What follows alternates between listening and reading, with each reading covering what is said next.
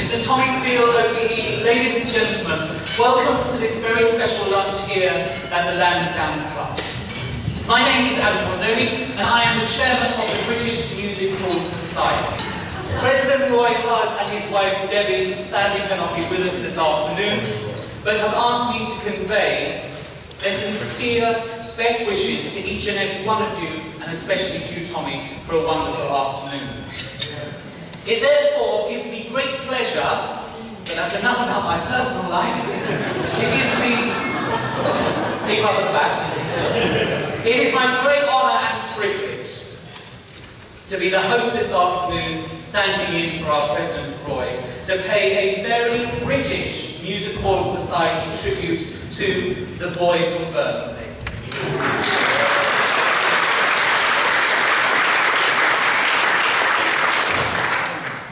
My lords, ladies and gentlemen, good afternoon! Good afternoon! Now you can and you will do better than that. My lords, ladies and gentlemen, good afternoon! Good afternoon! And welcome to this cavern of conviviality, this emporium of entertainment, where we, the British Music Hall Society, celebrates the life and career of Tommy Steele, OBE. Tommy, your professional career started 63 years and 2 days ago. On the 5th of November 1956 at the Sunderland Empire, and ever since then you have been entertaining and delighting audiences from rock and roll, films, musical theatre, and many things between. Since President Roy asked me to stand in for him this afternoon, I have been thinking how I should start today's celebration of your life and career. Later in the afternoon, we will hear from friends and colleagues as they pay personal tributes to you. Over the last few weeks leading up to this lunch, I have received many messages from fans who are sadly unable to be here, each and every one of them wanting to convey love and thanks for your contribution to British entertainment, and therefore I have decided to read a letter from one of those fans that I believe sums up nicely why we are all here this afternoon to honour you. Hold on one second.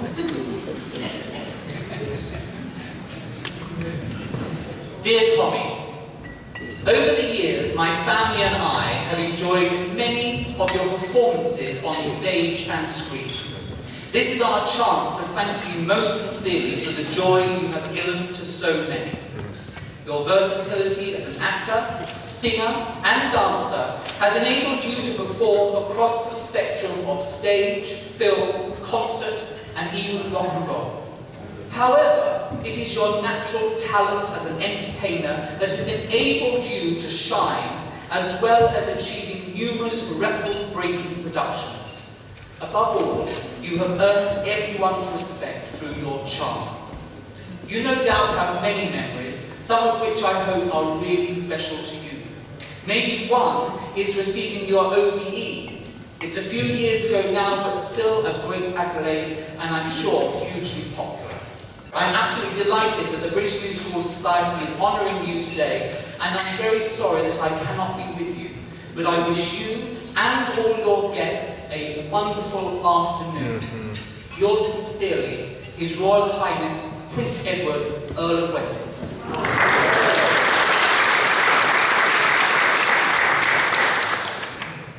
So Tommy, ladies and gentlemen, allow me to introduce our musical quartet, made up of 3 absentees, and at the pianoforte, tickling the ivories with gay abandon and anything else within his reach. Please welcome Mr. David Carter.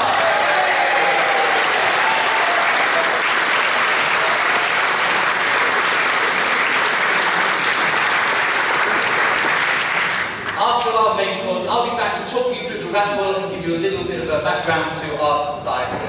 But now it's my honour to introduce you to re-grace the Reverend Canon David Nason. We thank you, Lord, for this celebration day. Your blessings on Tommy and the British Music Hall Society, we pray. We ask that both in word and deed you will ever keep us mindful of those in need.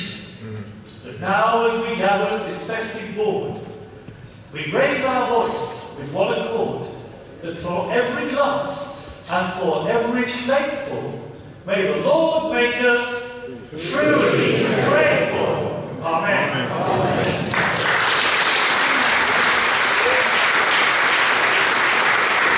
Thank you very much, David.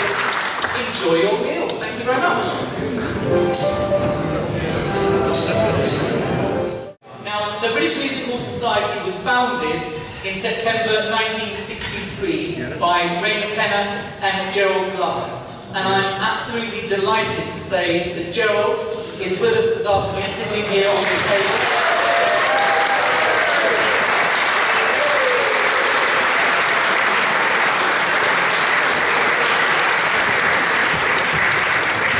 Along with founder and treasurer, also Johnny Cliff.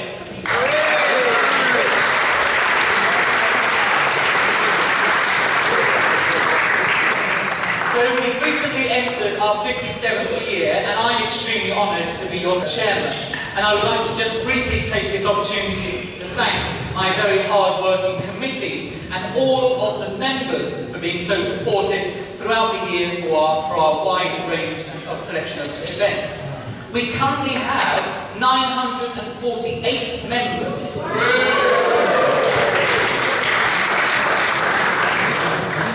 And this year, 2019, we have welcomed 136 new members.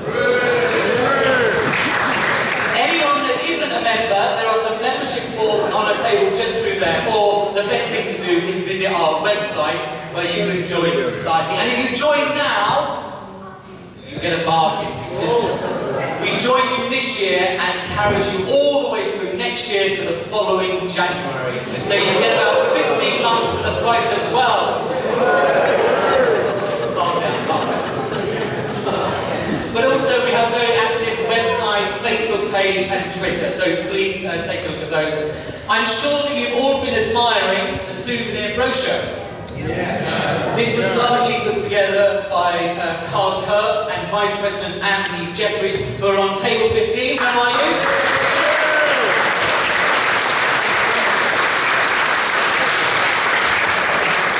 Now, we have purposely only brought enough of those brochures for each person to take home today. However, we did print a few more. And from tomorrow at 6 o'clock, an advert will go on our Facebook page telling you how you can... I'm not allowed to use the word purchase. I'm allowed to use the word donate, and we send it you free of charge. So if you donate anything above £10, we will send you a brochure. Because we're not allowed to sell them because of the copyright of the photographs. So there we go. We're going to take a comfort break, and then hopefully in about 20-25 minutes time start the raffle, and then into the speeches. We'll start those a little bit earlier, okay? So thank you very much. Enjoy your comfort break. In 1963, he joined Vernon Delfont, a partnership that saw them co-present over 200 summer seasons, pantomime and tours. Please, would you welcome Mr. Richard Mill?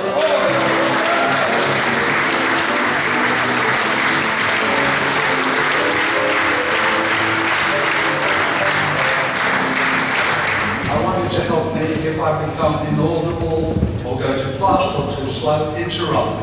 Don't mind being interrupted. I've been interrupted before. Remember, I've been married. I want you to think you're back 2,000 years. You are seated in the Colosseum of Rome. In the middle of the arena, there are dozens of Christians waiting to be eaten by the lions.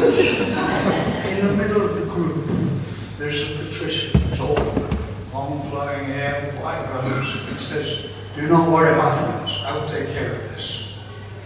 At that moment, Caesar raised his arm, and into the arena poured 100 ravenous lions. The patrician approached the largest lion, went over and whispered something in his ear. The lion turned round grunted, and all the lions slunk out of the arena and back into their cages.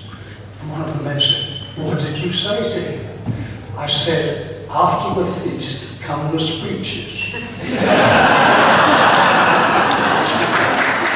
When I first met Tommy Steele in 1958, I had the misfortune to be working as company manager for a show called Brouhaha, which starred Peter Sellers. On the opening night, Peter came to me and said, "I didn't know I was going to do the same thing every night, otherwise I wouldn't have signed the contract." And he proceeded not to. In his stage management book, which records the running times, the shortest was 2:31 minutes and the longest 3:31. Peter gave me all sorts of problems, but I'll just give you one instance. One night he came to me and says, "I want to speak to the audience before the performance." I thought, "Christ, what's he up to now?" "Okay, Peter." So I went in front of the tabs and he said to the audience, "I'm pissed. I'm really pissed." He said, "Would you prefer to see me pissed or the understudy sober?" Tommy Steele has one of the sharpest and most creative minds that I know, and his accomplishments in various areas are absolutely magnificent. He can paint, he can sculpt, he can act, he can sing, he can direct, he can write, he can make films, etc. If he were religious, he would probably be Pope. James Bond mentions him in the book Thunderball. He says of an uncouth and useless youth, "He's a great opinion of himself. He thinks he's Tommy Steele." Tommy told me that when he was due to make his very first TV special appearance, he was standing at the top of a long flight of stairs behind closed doors, very nervously trying to compose himself before his entrance. Next to him was the stagehand who was due to open the doors. And just before Tommy went on, the stagehand said to him, "Do you know, Tommy, there are 15 million people watching this programme," which didn't do a lot for Tommy's nerves. When Tommy was appearing in Half a Sixpence on Broadway, Gene Kelly asked him to appear on his television show. When Tommy said, "I can't dance," Gene said, "I'll teach you, we'll do two of a kind." The brilliant result, you must look at yourself if you haven't seen it on YouTube. When he made the film Finian's Rainbow, playing the leprechaun, Fred Astaire, who was starring in the film, asked him if he could dance. Tommy said a little, and Astaire said, "Well, show me some steps." Tommy did a few, and Astaire looked at him and says, "You've been with the Irishman, haven't you?" One day, when he was appearing for me and Lord Belfont at the ABC Blackpool, prior to his appearing in his one-man show at the West End, he said, "Do you want some publicity?" I said, "Yeah." "Front page?" He said, "Yeah." He said, "Well, give me £2,000, and there was a controversy at the time that there was no statue of Charlie Chaplin in London. So Tommy built in his hotel room an 8-foot-high statue of Charlie Chaplin. Then, once we'd opened in town, in the middle of the night, at 3 a.m, he took it to Leicester Square and on a 1-ton base erected it. He then phoned the papers anonymously and said, "This is a picture of a statue of Charlie Chaplin." And it was front page. "Who's put this statue of Charlie Chaplin? Who's done it?" And I said to Tommy, "Well, that's fine, Tommy, but when do we get our publicity?" He said, "Leave it for a week and then I'll open up." And he did, and we got front page again. Danny LaRue told me that he went backstage one day to see Tommy after a performance. He said, "And the wine flowed like treacle." but to be fair to Tommy, whenever Tommy and I went out to dinners together, he always picked up the bill. Never paid it.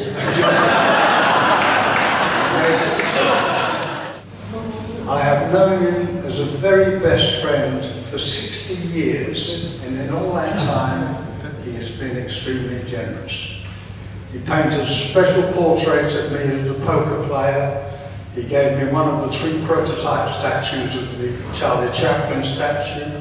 For many years, I was always his guest at his New Year's Eve party, and it was at one of these which we hatched the plan for his one-man show.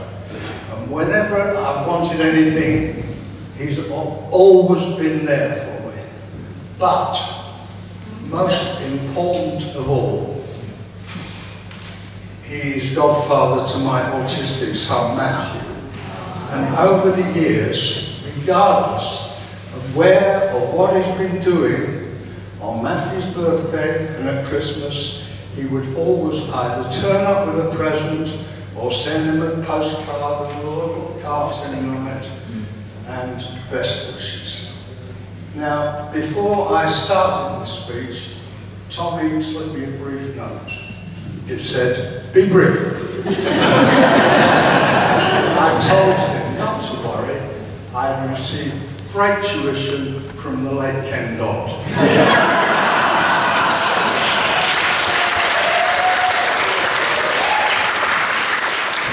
Tommy holds the fantastic record at the London Palladium for the most performances, 1,763. I have been associated with many great stars and had some wonderful moments, but nothing compares, Tommy, to the most wonderful moments I have shared with you over our 60 years of friendship. Thank you, Tommy.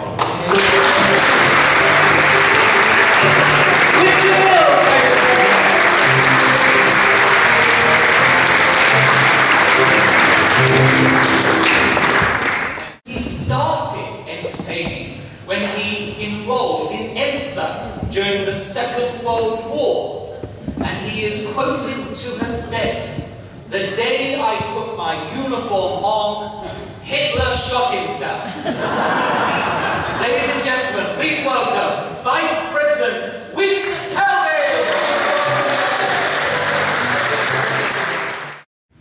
Distinguished guests, and in particular Tommy, we have known each other for a long time. It's almost 60 years ago since we appeared in pantomime in Liverpool.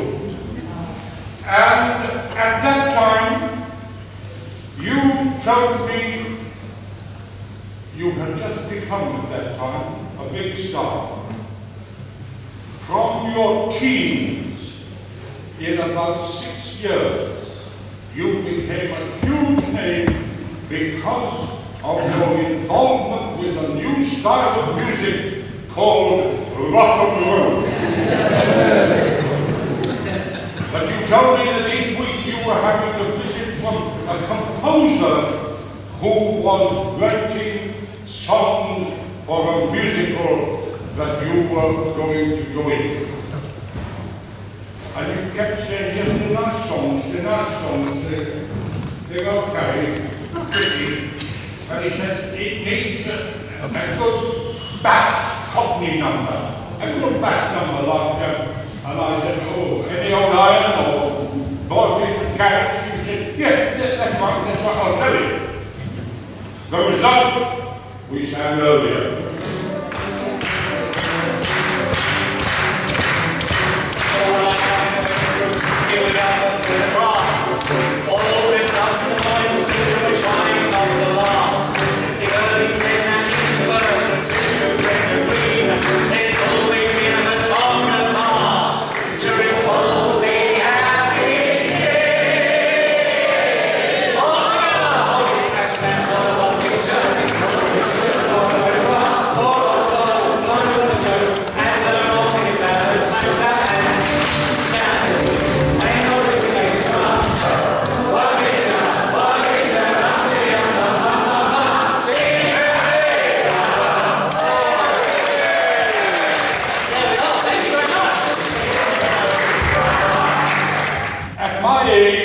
obviously I am getting too old for this. Obviously. And you see now, when I watch television, I see things like the Antiques Roadshow looking like tomorrow's work.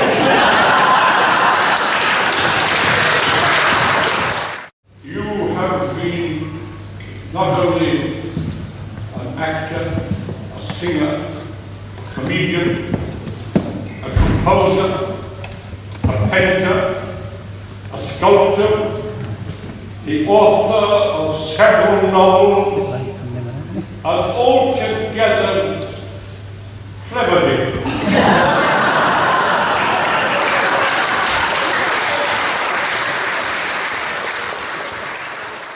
From quiet homes and small beginnings out to the unexpected ends, there is nothing worth the toil of living save laughter, love, and friends.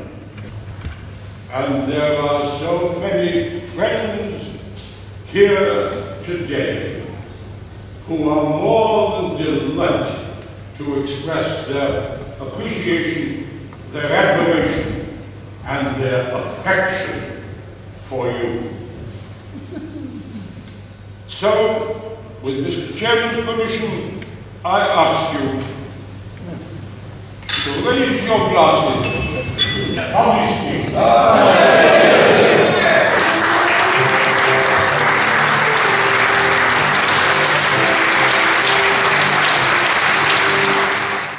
Please welcome Dr. Harry Brudges.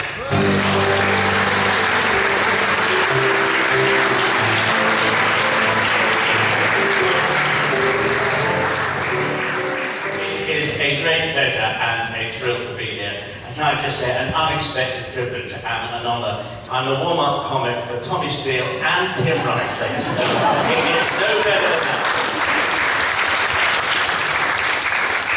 And it's a joy to meet Richard Mills for the first time. I did stuff for you, sir. You probably don't remember the Brit and the Wellington Pier back in the 70s. You didn't pay very much, but I did stuff for you. And what a joy to meet Win Calvert after 45 years. My first summer show was in Llandudno, and I was what was called the number 2 show at the Pavilion Theatre with Alan Monroe, who I'm sure you remember. And the big show up the other end of the promenade was the Win Calvert show.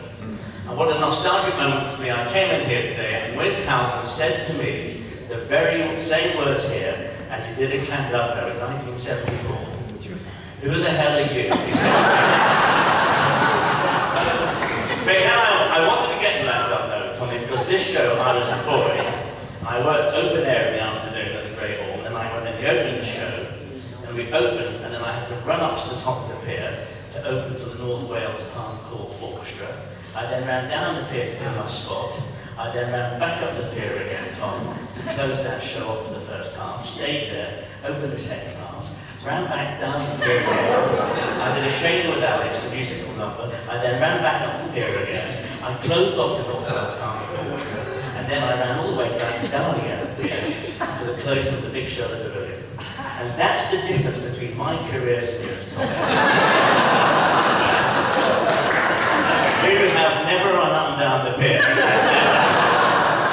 Rock star, pop star, recording star, TV star, film star, West End star, Broadway star, Hollywood star, and as the good gentleman mentioned, there's more: artist, writer, musician, composer, sculptor, novelist. But most important of all, ladies and gentlemen, he is my next door neighbour.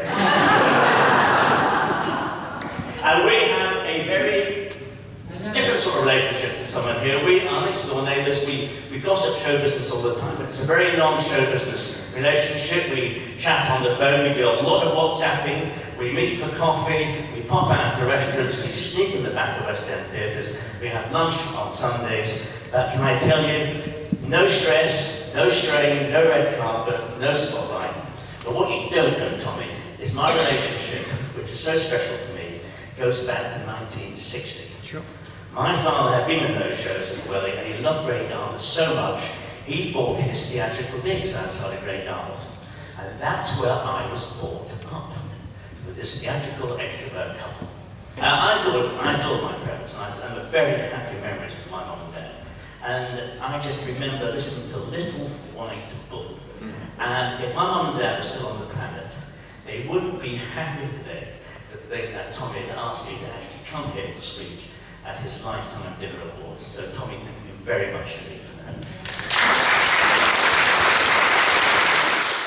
A wildest dream did come true for me last summer. You kindly said in the introduction, I'm chairman of the Coliseum and English National Opera.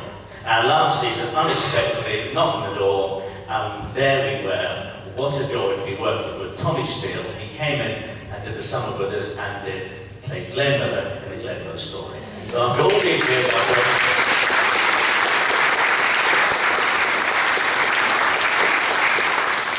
But in confession, Tommy said to me, he says, Harry, he says, I get a bit tired. He says, it's a bit tough matinee and an evening show. He says, can I have a bed? Harry, can I have a bed in the dressing room between the matinee and the evening show? And I said, of course you can, Tommy. Leave it to me. We do everything I've done in Coliseum.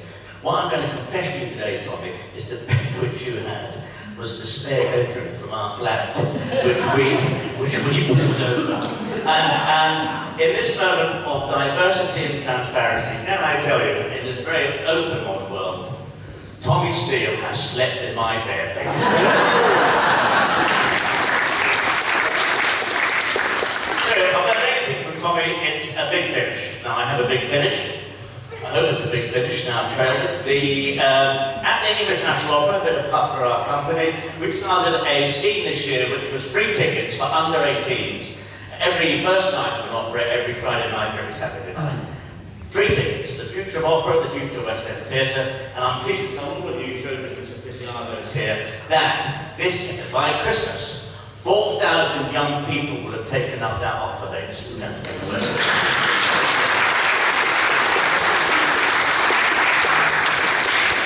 And on the Friday night, Saturday night, myself or the chief exec, we come out and we welcome them the first time. We say, thank you for coming, please enjoy opera, and please let me give you a lesson on the etiquette of opera. And I say to them also, the word you've got to know very early on in your West End career is the word bravo. If you like anything, some wonderful music from our orchestra, something wonderful from the chorus, a beautiful aria, you are allowed to shout the word bravo, and all these young people start shouting bravo. And this is where my Great Yarmouth training comes into play. I say, so boys and girls, here what we're going to do now. I'm going to say a sentence, and at the end of that sentence, you've got to shout bravo. So, I started with audience participation, I'm going to finish with it. I'm now going to say that sentence, and at the end of that sentence, I want you all to shout bravo. Are you with it? Yeah. My speech is finished and I'm leaving the stage. Can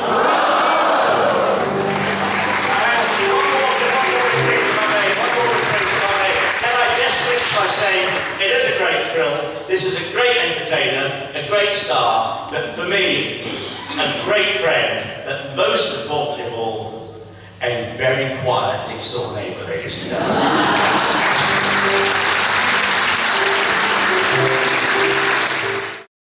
I am delighted to welcome Sir Tim Rice.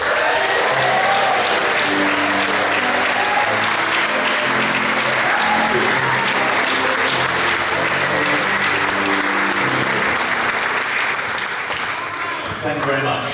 Thank you for waiting so long.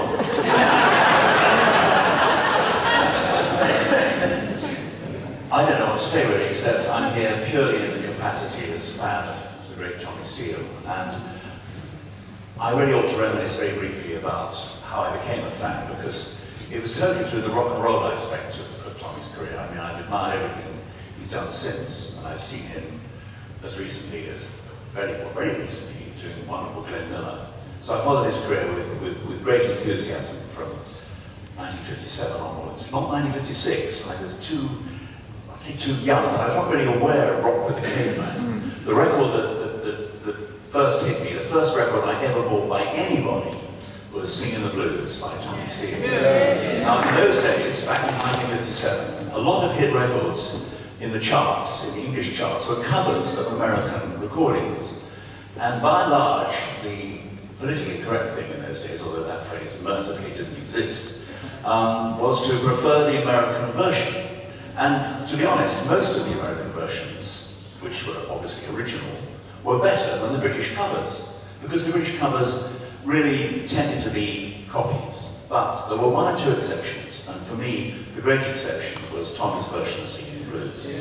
I'm not knocking Guy Mitchell at all, he was a great performer, but he was rather conventional, and his version could have been made in 1951. Might well have been, for I know, maybe it took 6 years to get down. But Tommy's version had that wonderful rock and roll feel to it in the vocal. The orchestration was quite similar to the Guy Mitchell's, but the record was completely different because of the dynamic vocal. It was really a great vocal. And it was slightly, it was just natural. You could rock, even if you didn't know what rock and roll was. Tommy obviously did, but there were some people, and more recently like Shakin' Stevens could do it, they could do it effortlessly. It's just in their blood. And then back in 1956, when Tommy first had a hit with Rock with the Caveman, it was extraordinary because you were way ahead of your time.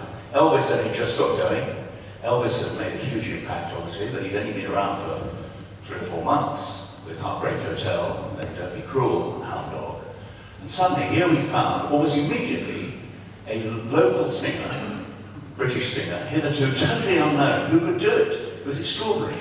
And most of the records of that of 1956 and 7 coming out of England, some of them very good, but they were not real rock and roll. Tommy, you had rock and roll in your blood, and it was fantastic.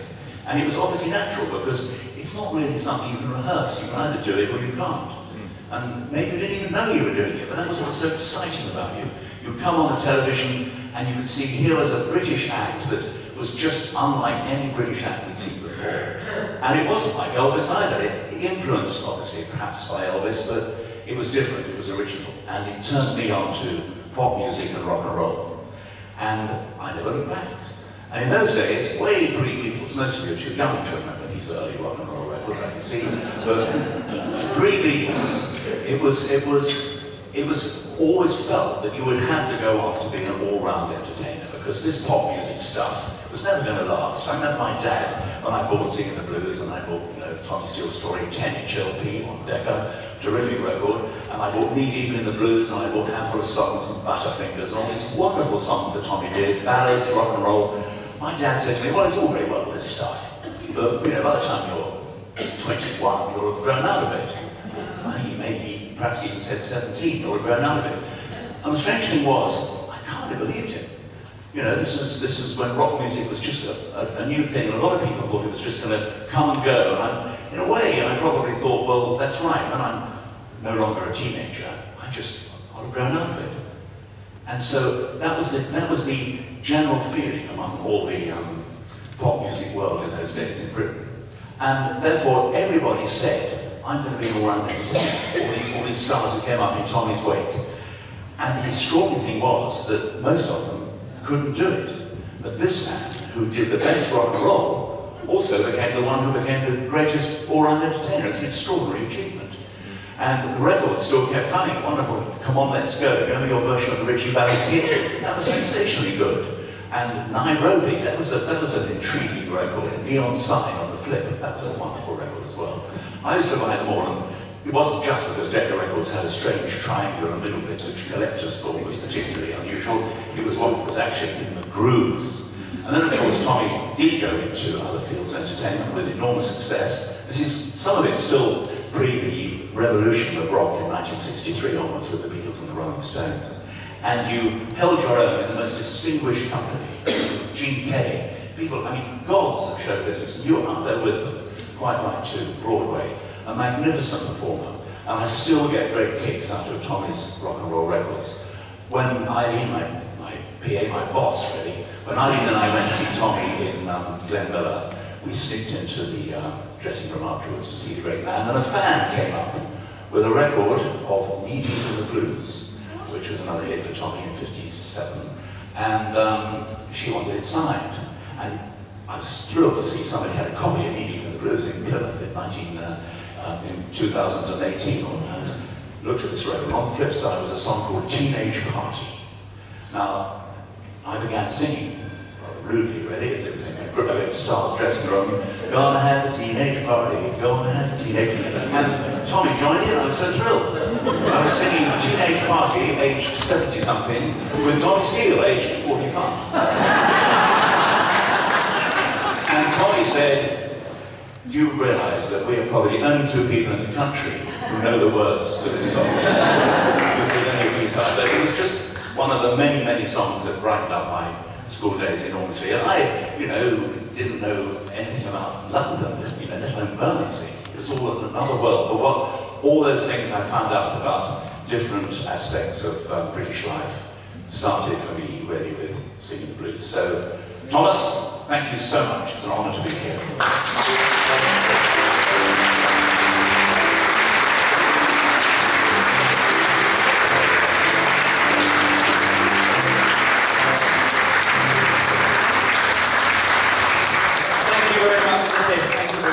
Well, we have been here this afternoon to celebrate the life and career of one of the most versatile and talented performers, and we have listened to some wonderful tributes.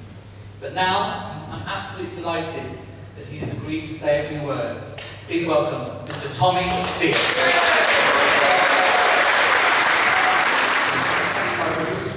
Hello. Sorry about that. Well, thank you very much, and I've had a lovely meal. Thank you. the first time I heard the words musical was when I was 8 years of age. 8 years of age, musical, living in Bermondsey. I'll never forget that on the night of my birthday, there was a whoosh over the top of our roof in Bermondsey, followed by a great big crash. I realised that at the same time as I learned about musical, I'd also been introduced to a German doodle bloke. He'd come over our roof and it went right into the docks. I saw this building, and the front of it had been blown out, so all you could see was the interior. Lines and lines of chairs facing what looked like a very long altar. And I thought, that's strange. Dad, I said, I never saw a church in here before. And he looked at me and he said, because it ain't a church. He said, they've hit the bloody musical. I said, what? He said, the musical. He said, Dad, that's our musical, that's the star.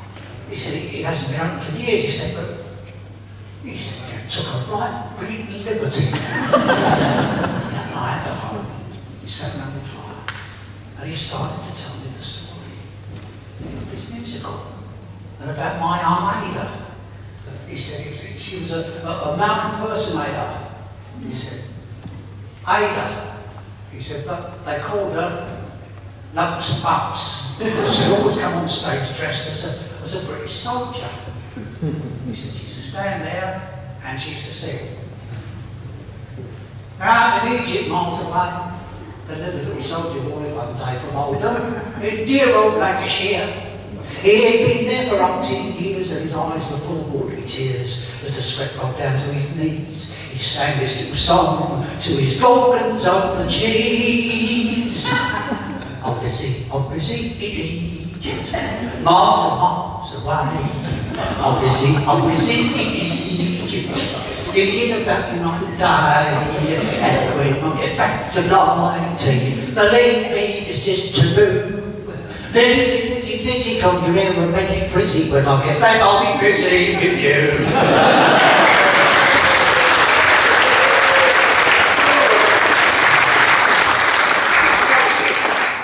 I left school, joined the Navy, learned to play the guitar, started to play country music in America, then suddenly turned up in England playing rock and roll. There I was, working for a fella called Harold Fielding, who was my mentor.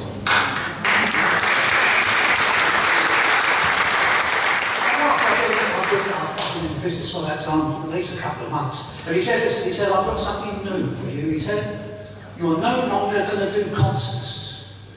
So I said, He said, you're going to go and you're going to play theatres. You are going to go onto the stage and you're going to work to an audience in a theatre. So you will go into Blackpool for the season doing matinees, which I've never done before. I was working to audiences and I was really enjoying myself. And then I've been there about 3 days. I was supposed to be there for 3 months. I was there for about 3 days and the stage doorman came around and he said, excuse me, he said, George says hello. So I said, well, tell George, thank you very much. It was John. He said, Thorpe. He said, George Thorpe. He said, he's been in and he said he'd meet with the chippy round the corner next door to the Winter Gardens when you're ready. So in the distance, he went, hello. Saw you this afternoon. Very good. You enjoyed that, didn't you? He said, I'm not an electric guitar, could be louder than a ukulele, but you really look here. He said, but you really enjoyed that. He said, well, why are you here? And you keep talking about show business. He said, you're in Blackpool. Blackpool is, he said, it's the college of learning. It's the university of show business. He said, we've got 12 theatres here. They're all playing twice nightly. He said, there are something like 150 performers in this town. And all you've got to do is do them out, mate. Have a wash your face, put a tie on, go to the theatre, watch the acts, wonderful acts, wonderful comedians, wonderful singers, and all doing something that I didn't realise. I aimed at it coming back to me, of course, but I've never actually seen it live. And then the last day, I was off coming back to London. I've been there for 3 months. And George said, no. He said, you're an apprentice now, son. He said, now you live and learn and enjoy what you was born for. And remember, in your journey, never forget the vibes. Never forget the vibes. So I thought, I didn't think about it again. And 2 months later, I'm doing the Royal Variety performance. I'm at the Palladium. I'm standing at the stand of the Palladium, watching more musical. I saw Arthur Astley doing his band called Tommy Trinder, trying out his gangs. The Crazy Gang. And I thought, I'm reading this whole new world. All these wonderful variety performers. They're all around me. And I'm just listening and learning. And then a lunch break, the band went off the stage. Went to have a drink, and it was just me. And as I was only playing guitar for myself, they said, you could do your own band called We Come Back in an Hour. And there it was me, and the plane, 2,500 seats, looking back, I looked up to the microphone.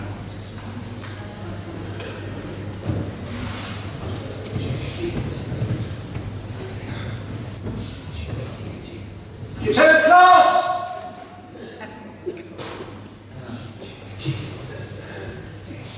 You're too bloody close! Who's that? Gracie Fields! I'm up here in the gods and you're too bloody close, son! What? To the mic? No! The footlights! Stand back from the footlights. They're there to make you look like a prince. You, the footlights, and then there he is, the prince. Where you're standing now, you look like bloody Dracula. So, thank you very much. Finish the show. Thank you very much, I said as I was going out the stage door at the end. It's all right, son. Remember the fives? At the time I spent in London that year, I went to see as many shows as I could. Went to every variety show there was in town, from the Palladium, the Finsbury Park Empire, Chiswick. I could saw every act I could, watching everybody, all the acts standing back from the footlights, except for Max Millan. He came to the stage, walked right up to the footlights and stuck his foot on top of them, crashed, and never get another, you know.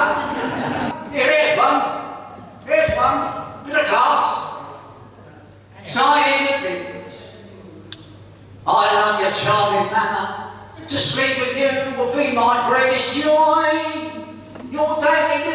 trash and I'm just sapphire blue. Make me say to other fish, my fish, my fossiloosh. I'd stay the night, but that means I'm in trouble. And tomorrow to the used gal I'll go. And while I'm in the rush, there'll be no more chocolate kush. You're my little jibbo big, your slides come here.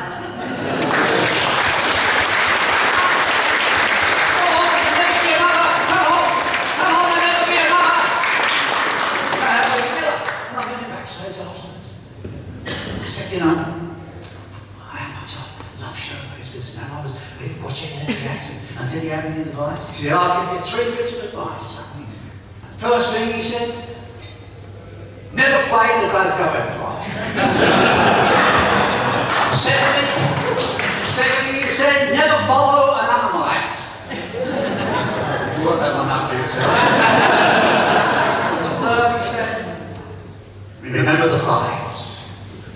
And then I found myself in Hollywood making a film, and there was a telephone call.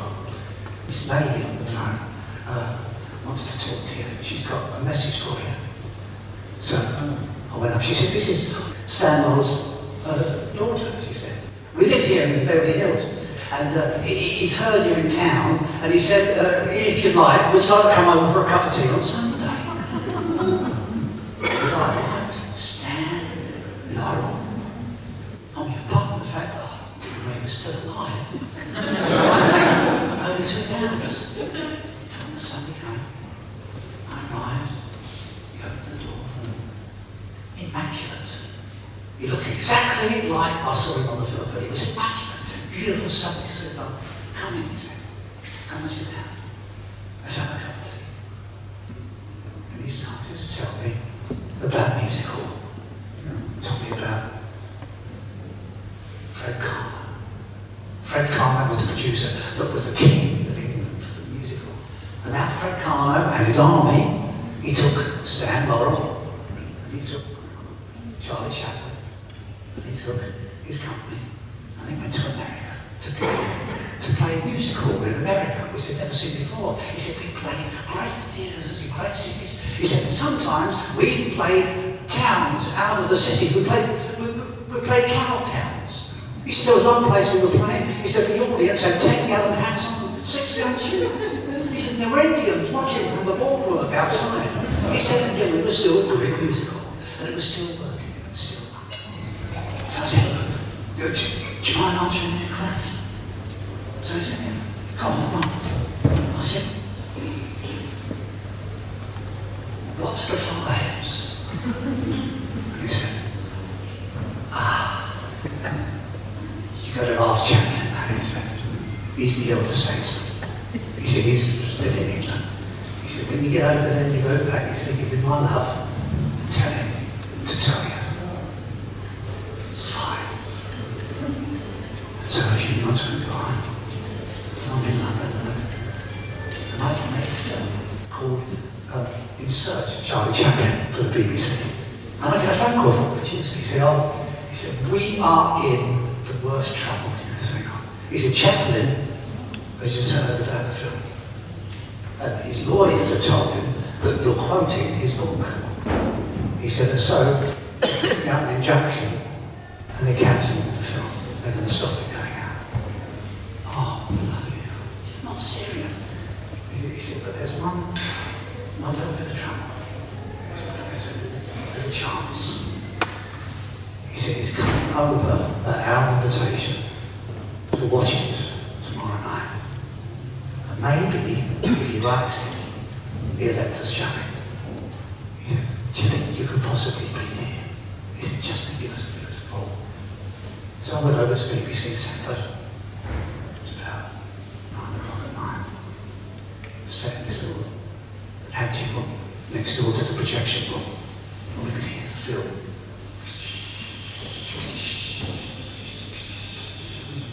The sound, the songs, and the acting. And then all of a sudden, it finished.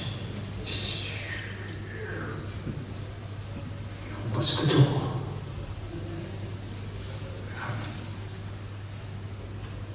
Chaplin walked into the light, and he had tears in his eyes. He He looked around the room. He saw me. He went, "You, come here." "Yeah? Where'd you get a cup of tea from this place?" So I said, "I can fix it, it's all right." Listen to the cat's tea, which had been closed for about 4 years. Very quiet, very dark. Just a table, pot of tea, and me and Chapman. And he told me about music. Told me stories about his father, who was the first Charles Chaplin, great singer, great star. Spoke about his mother, Lily Harley, a lovely, lovely, unhappy wife that had lovely talent.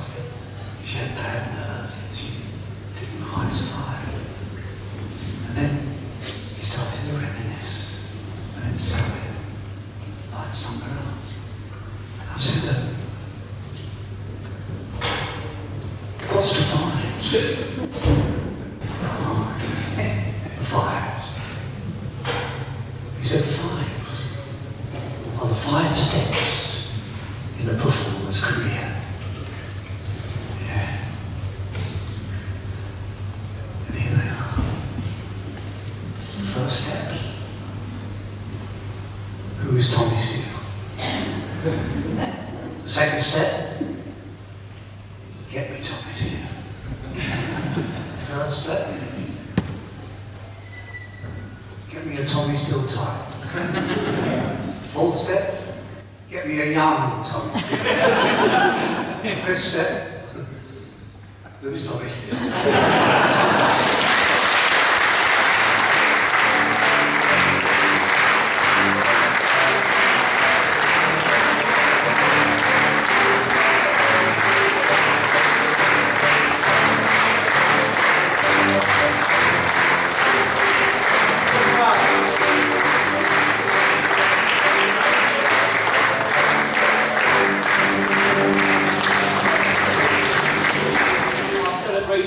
Of the life and career of Tommy Steele. 100 years ago, my great-grandparents emigrated from Lago di Como in northern Italy, and they moved and rented a restaurant on Old Compton Street, number 59 Old Compton Street. And any of you know rock and roll history, number 59 Old Compton Street became the Two Eyes Coffee Bar.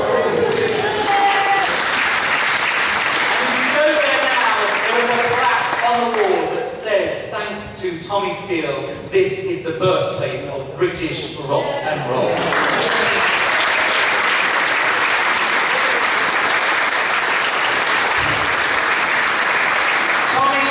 Tommy, although you have spent your professional life in the limelight, I know that you are a very private and personal person, and therefore I thank you sincerely for agreeing to come to this lunch this afternoon.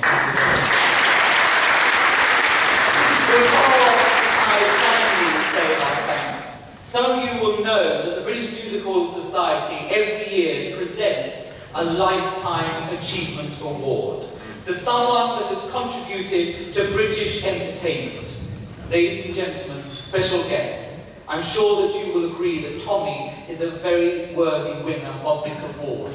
And therefore, to present the 2019 British Music Hall Society Lifetime Achievement Award to Mr. Tommy Steele, please can I ask you to give a very warm welcome to theatre producer and Tommy's personal friend, Mr. Bill Kenwright.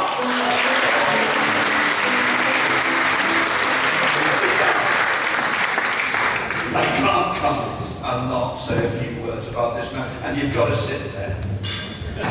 So, I was a really shy, timid little lad in Liverpool. It really was.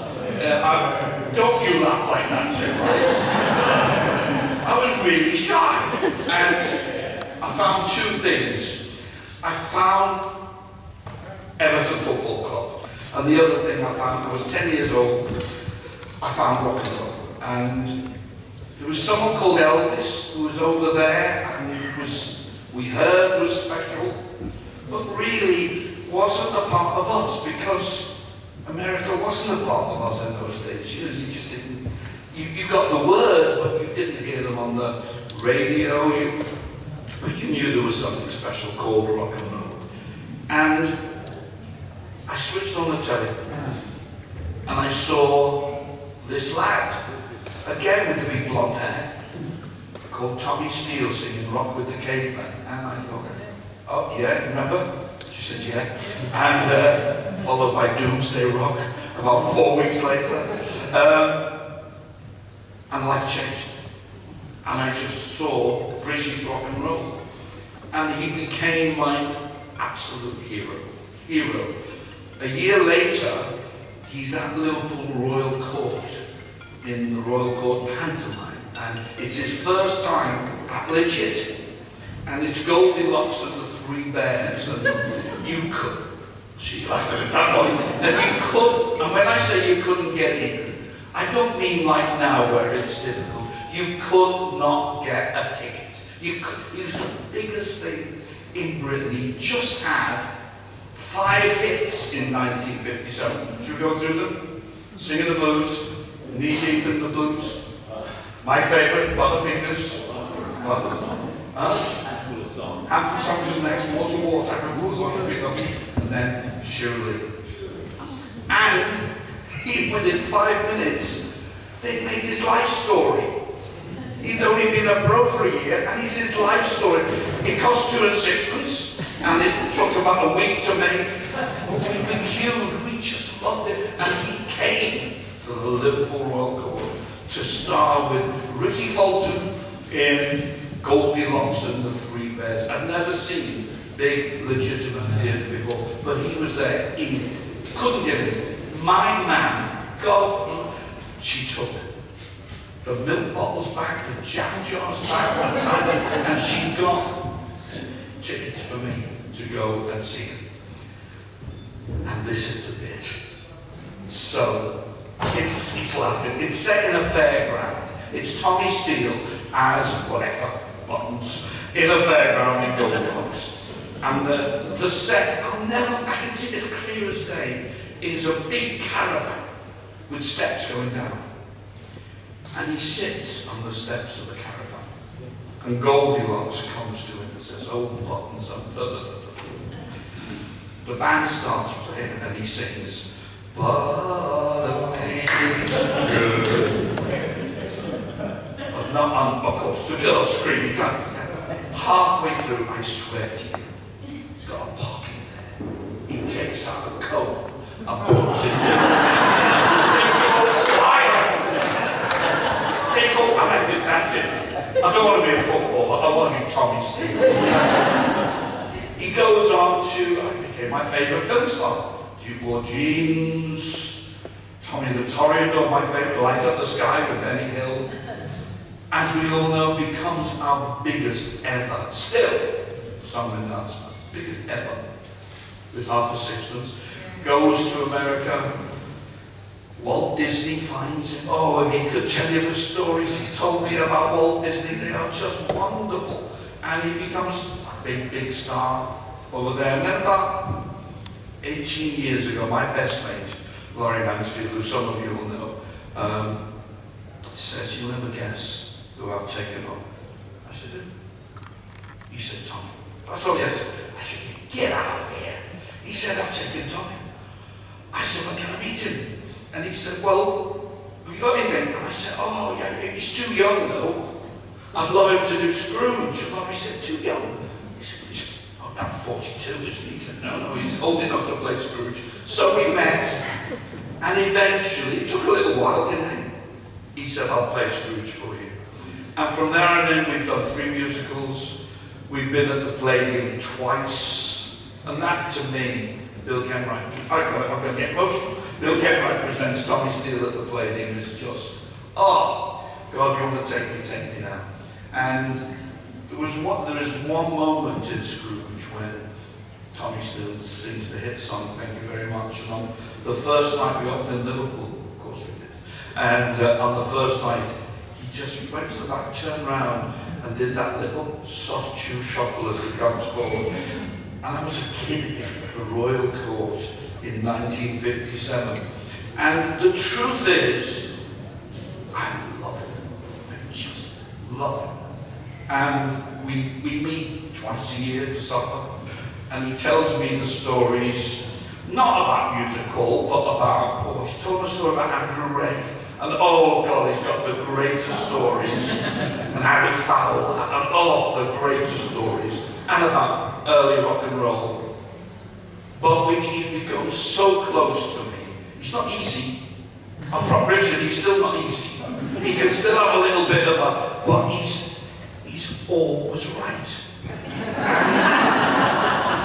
He works so hard at 82 years at getting it right. He played Glenn Miller for me last year. We went back to the Coliseum. And he'd written this wonderful Glenn Miller musical. And I said, oh, I want to do it, yeah. He said, well, who'll play Glenn Miller? And I went, you. And he said, I'm 40 years older than he was when he died. I said, that's funny, Tommy Steele. And it didn't matter. It really didn't. He walked on stage, got this big round. My name's Tommy Steele. I'm Glenn Miller's biggest fan. I'm going to play him now in the Glenn Miller story. But no, nobody gave up. Whatever. He just became Glenn Miller. And for me to stand here and salute him, I salute him with so much pride, with so much of what he's brought to me. And I'm sure, I know Tim's spoken, and I wasn't here sadly, I know Richard's spoken, two of my favourite people in the world. And I'm sure Tim said what it meant to him in those early days. He's inimitable, he's my mate, and my hero. In my office, it's full of Everton, a little bit of showbiz over there, and there's 3 big paintings he's done for me. He's a great painter. But I look at them and I think, how blessed am I? I employ him. I know him, but more than anything, he's my mate. Yeah. The great Tommy Steele.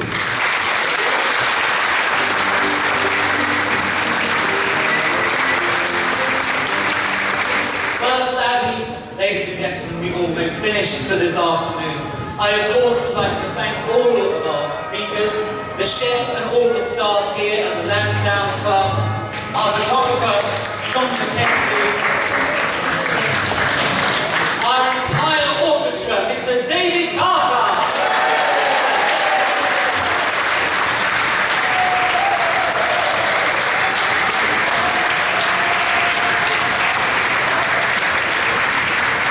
Andrew and Carl for this fantastic souvenir brochure. Thank you very much.